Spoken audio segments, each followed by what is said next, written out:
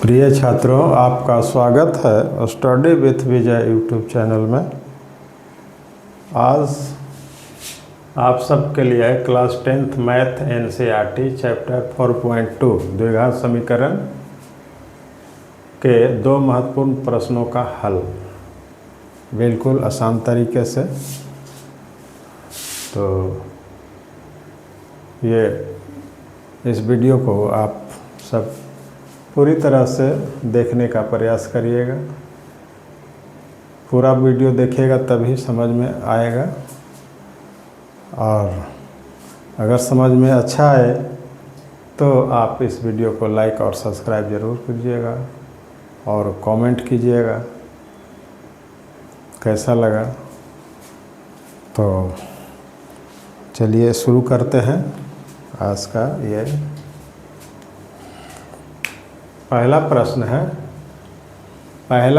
है कि 3 वर्ष पूर्व रहमान की आयु का व्युत्क्रम और अब से 5 वर्ष पश्चात आयु के व्युत्क्रम का योग इतना है, 1/3 है। उसकी वर्तमान आयु ज्ञात करें। यह द्विघात समीकरण चैप्टर 4.2 का प्रश्न है। तो इसे ध्यान से देखिए और समझने का प्रयास करिए।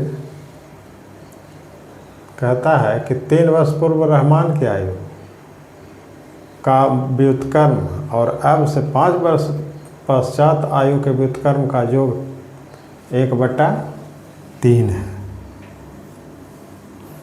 यहाँ पर 3 वर्ष पूर्व रहमान की आयु का व्युत्क्रम माने उल्टा, और अब से 5 वर्ष पश्चात आयु के व्युत्क्रम का योग 1/3 है। तो यहाँ पर हम वर्तमान आयु मानेंगे। रहमान की अभी वर्तमान में आयु कितना है ये मालूम नहीं है, यही पूछ रहा है। तो उसकी वर्तमान आयु ज्ञात करें। तो रहमान की वर्तमान आयु मालूम नहीं है तो हम क्या करेंगे, उसको मानेंगे, मान लेंगे। मान लिया कि यहाँ पे सॉल्यूशन में है, मान लिया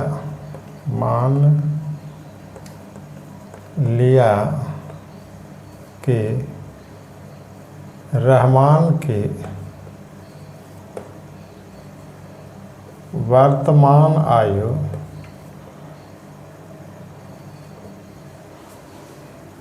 1 वर्ष है। हम मान लेते हैं कि रहमान की आयु वर्तमान आयु 1 वर्ष है। तो यहाँ पर कहता है कि 3 वर्ष पूर्व माने पहले, 3 वर्ष पूर्व के मतलब 3 वर्ष पहले रहमान की आयु का व्युत्क्रम। तो 3 वर्ष पहले रहमान की आयु कितना होगा, अभी है 1 वर्ष वर्तमान में, तो 3 वर्ष पहले होगा। 3 वर्ष पहले क्या होगा, 3 वर्ष अभी से 3 वर्ष कम होगा। तो 3 वर्ष अभी से कम होगा तो 1 में 3 घटा देंगे तो वही होगा, यानी 3 वर्ष पूर्व 3 वर्ष पूर्व रहमान की आयु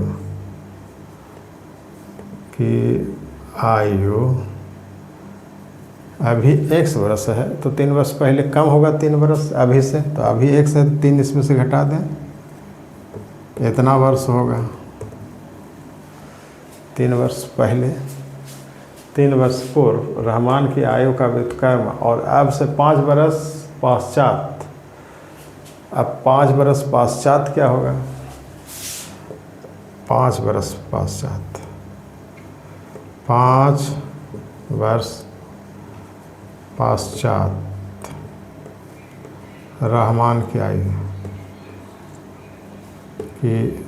आयु बराबर में, ये देखिए रहमान की वर्तमान आयु अभी 1 वर्ष है। तो 5 वर्ष पश्चात मतलब 5 वर्ष के बाद कितना होगा, तो अभी वर्तमान की आयु में 5 वर्ष जोड़ दिया जाएगा, यानी x + 5 वर्ष हो जाएगा।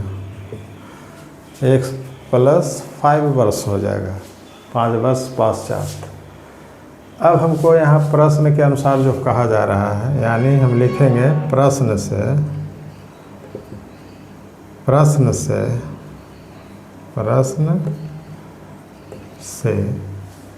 प्रश्न में जो बात कही जा रही है उसके अनुसार क्या हो जाएगा, 3 वर्ष पूर्व रहमान की आयु का व्युत्क्रम, 3 वर्ष पूर्व रहमान की आयु यही है, इसका व्युत्क्रम कितना हो जाएगा, x/3 का व्युत्क्रम 1/x/3 हो जाएगा, यानी 3 वर्ष पूर्व रहमान की आयु का व्युत्क्रम। तो 3 वर्ष पूर्व रहमान की आयु x-3 है। अभी अगर वर्तमान आयु x वर्ष है रहमान की, तो उसका व्युत्क्रम क्या हो जाएगा, x का व्युत्क्रम 1/x, तो x-3 का व्युत्क्रम 1/x-3 हो जाएगा, क्योंकि यहाँ पर प्रश्न में है कि 3 वर्ष पूर्व रहमान की आयु का व्युत्क्रम, 3 वर्ष पूर्व रहमान के आयु का व्युत्क्रम कह रहा है। तो 3 वर्ष पूर्व रहमान की आयु x-3 है, तो उसका व्युत्क्रम हो जाएगा 1/x-3। किसी भी चीज़ का व्युत्क्रम, जैसे मान लिया जाए कि x का व्युत्क्रम कितना हो जाएगा, देखिए थोड़ा समझ लीजिए एक्स्ट्रा में, x का व्युत्क्रम 1/x, तो x-3 का 1/x-3 हो जाएगा। तो इस प्रकार से हो जाएगा,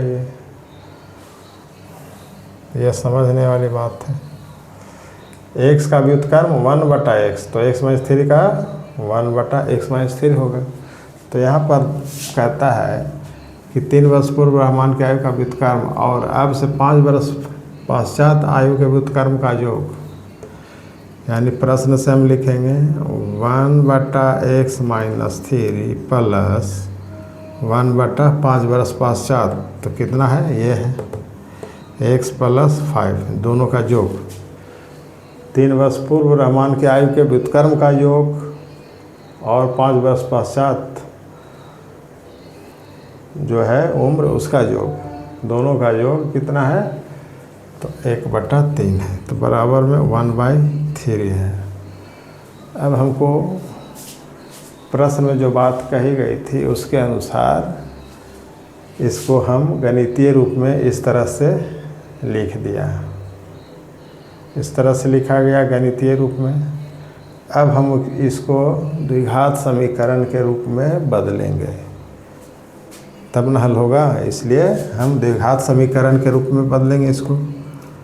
चलिए बदलते हैं। ये x-3 है, x + 5 है, इसका एलसीएम ले लेंगे, तो क्या हो जाएगा, x-3 × x + 5, ये दोनों का एलसीएम इतना आया। अब हम इससे भाग करेंगे तो ये कट जाएगा, ये बच जाएगा x + 5 प्लस इससे भाग करेंगे, ये कट जाएगा x-3 का x-3 बराबर में 1/3, इस प्रकार का रूप लेता है। तो यहाँ पर x और x जुट जाएगा, तो क्या हो जाएगा 2x, अब +5 है -3 है, तो +2 हो जाएगा, 5 में से 3 गया 2, इसको कर देंगे गुना, तो क्या हो जाएगा, इसको में गुना करेंगे तो x², इससे इसमें गुना करेंगे तो +5x, फिर इसको में गुना करेंगे तो -3x, फिर इसको में गुना करेंगे तो -5 दिया 15, अब बराबर में 1/3, और अब क्रॉस मल्टीप्लाई करेंगे ऐसे, तो कितना हो जाएगा, 3 दूनी के 6x प्लस 3 दूनी 6 बराबर में इतना इकाई इतना,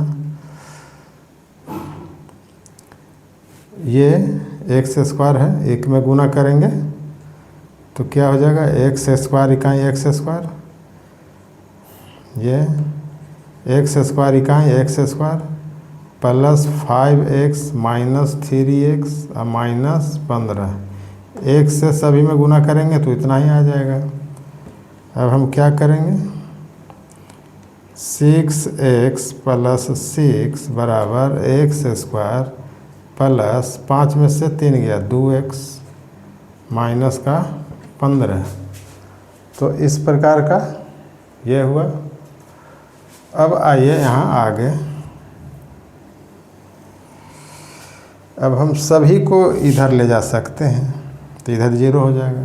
तो और में लिखेंगे 0 बराबर एक्स स्क्वायर प्लस का 2x माइनस का 15, इसको इधर ले जाएंगे तो -6x और -6, और अब इस सब को हम इधर लिखेंगे बाएं तरफ में, इसको दाएं तरफ ले जाएंगे एक्स स्क्वायर,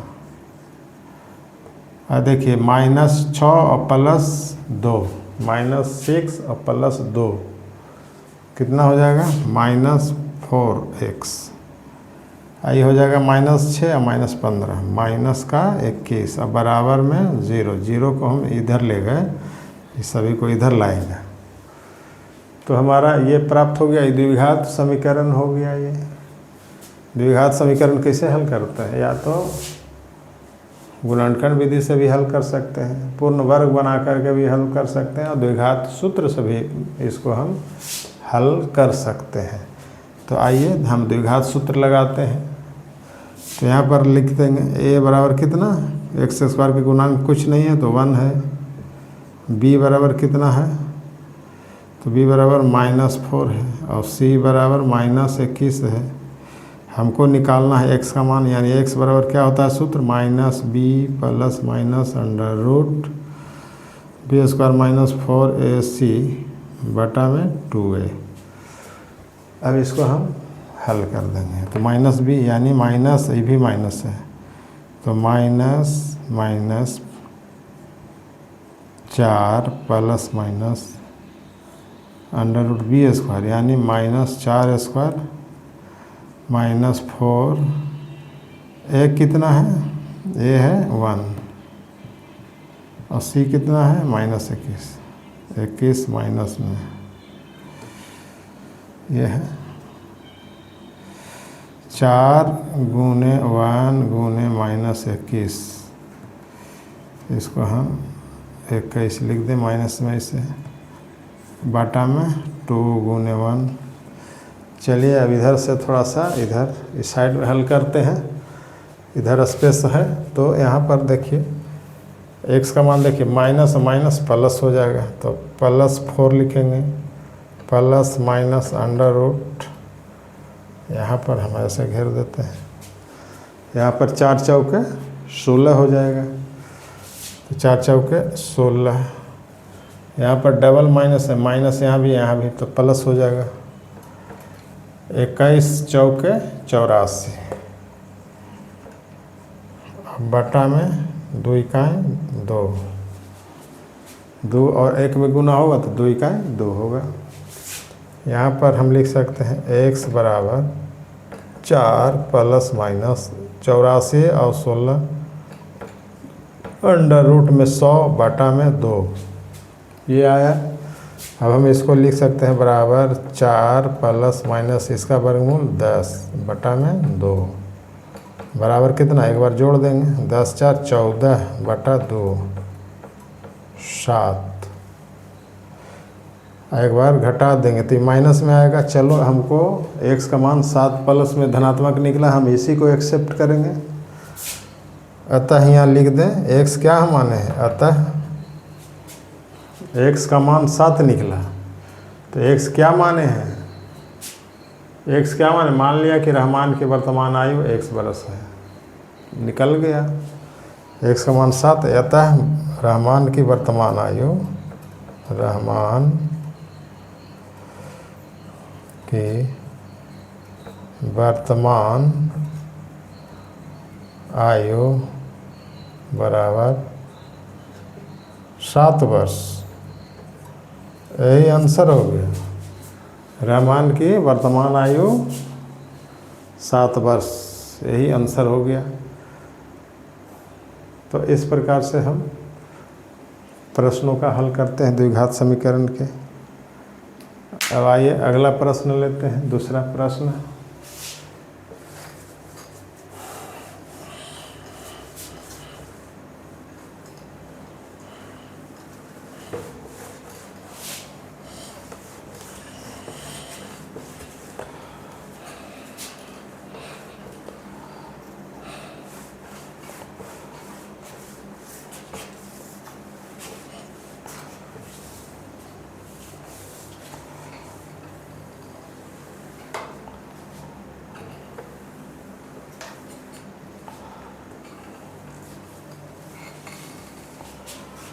दूसरा प्रश्न हम लेते हैं। दूसरा प्रश्न क्या है?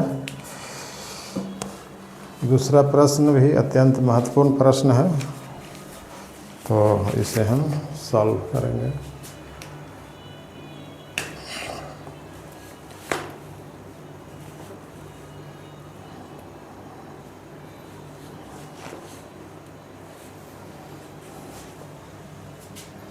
यहाँ है कि दो संख्याओं के वर्गों का अंतर।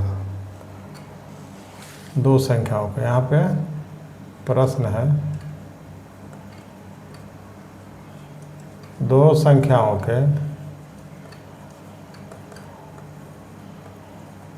के वर्गों का अंतर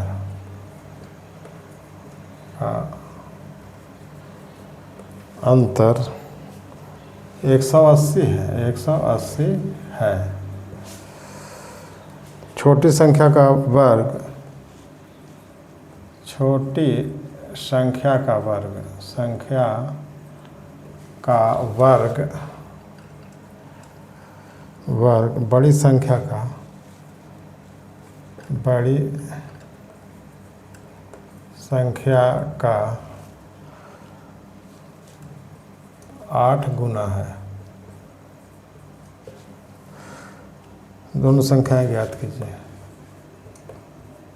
दोनों संख्याएं ज्ञात कीजिए। संख्याएं ज्ञात कीजिए। ये प्रश्न है।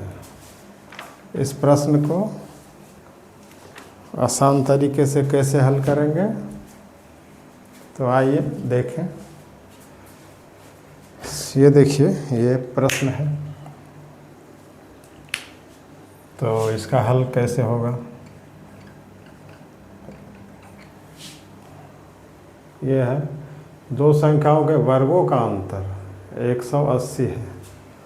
दो संख्याओं के वर्गों का अंतर, तो दो संख्या हमें मालूम नहीं है, उनके वर्गों का अंतर मान लिया। चलिए मानना पड़ेगा,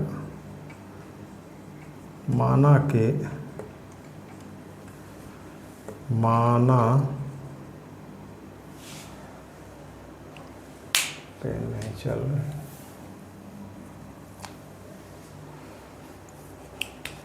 माना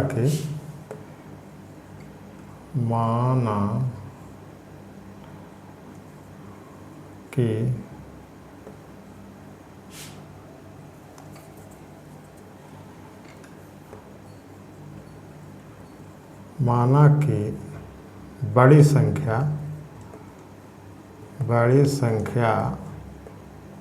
100 है। चलिए, यहाँ पर दो संख्याओं के वर्गों का योग कहता है कि 180 है।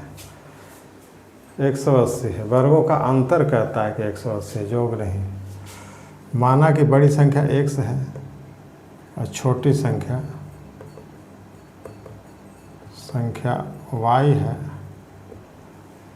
तो यहाँ पर वर्गों का अंतर 180 है। प्रश्न से वर्गों का अंतर यानी x² माइनस y² बराबर 180। वर्गों का अंतर यही है, x² माइनस y² बराबर 180। हम अगर इसको इधर ले जाना चाहें तो क्या हो जाएगा?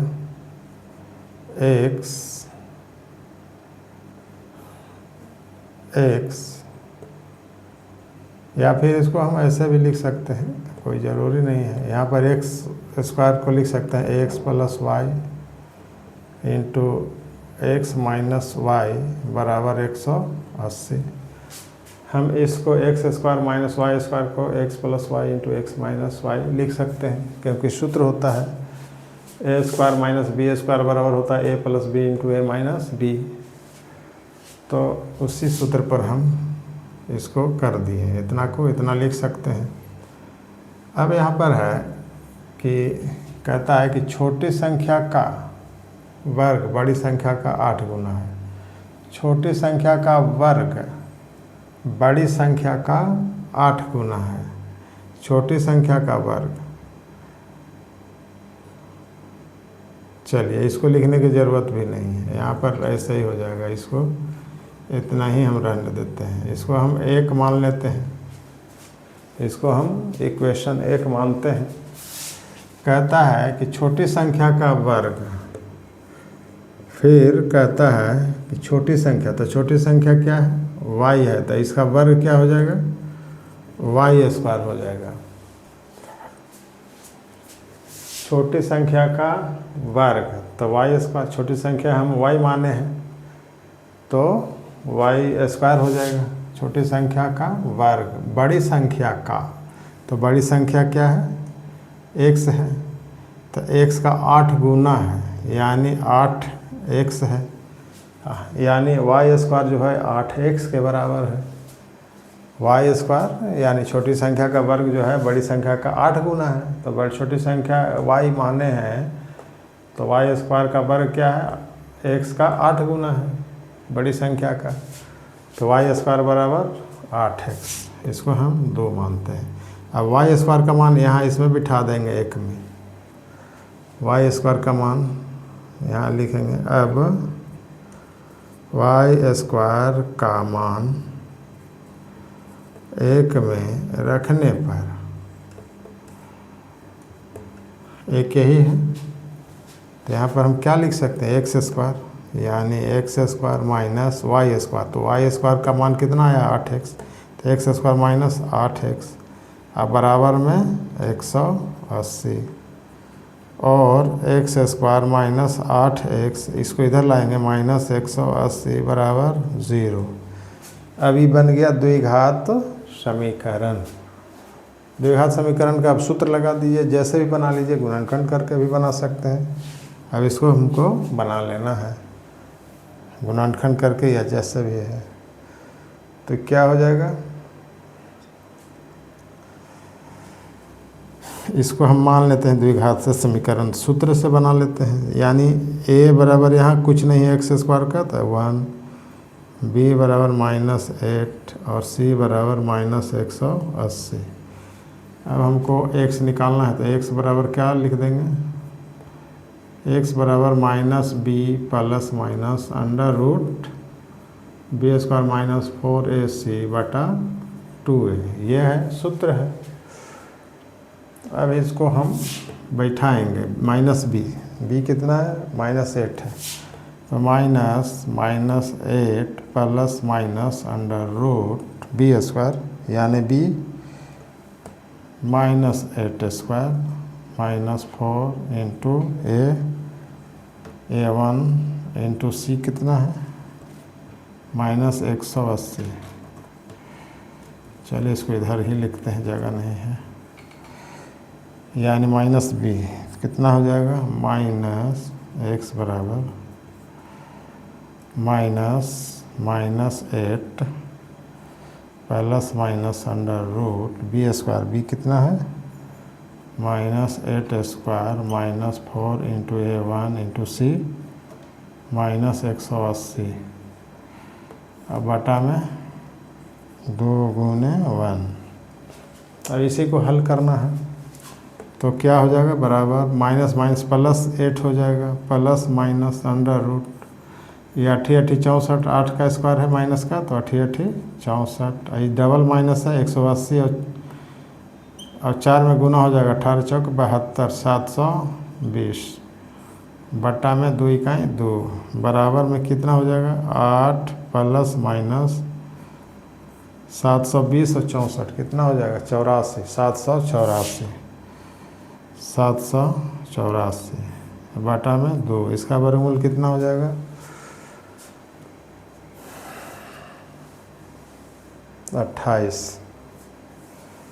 28 हो जाएगा वर्गमूल 784 का।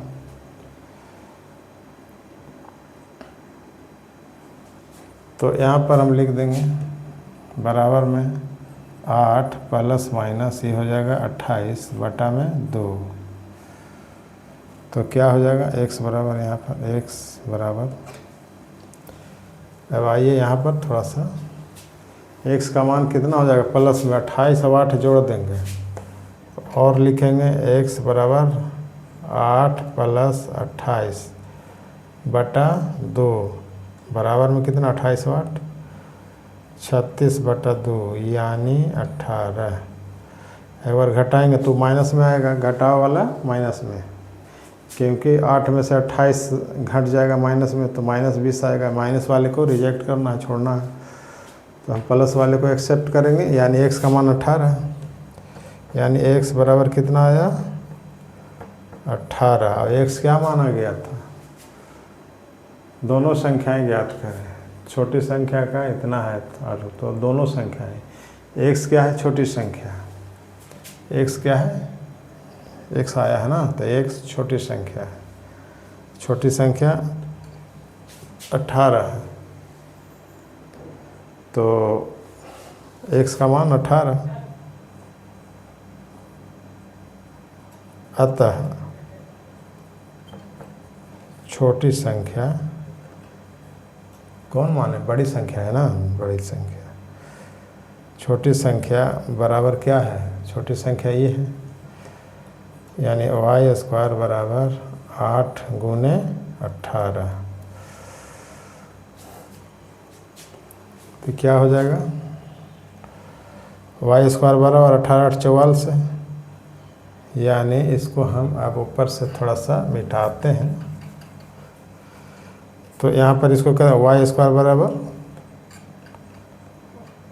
और y² बराबर 18 8 44 है, 18 8 44 है 144, और y बराबर कितना हो जाएगा √144, y बराबर कितना हो जाएगा 144 का वर्गमूल 12, यानी ये हो गया।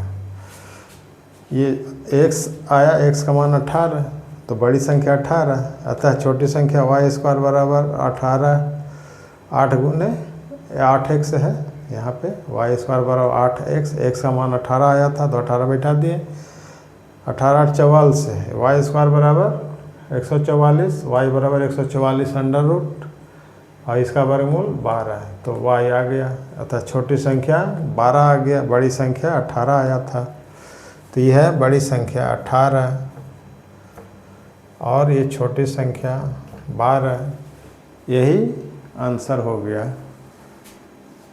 तो अब यह हमारा वीडियो समाप्त होता है।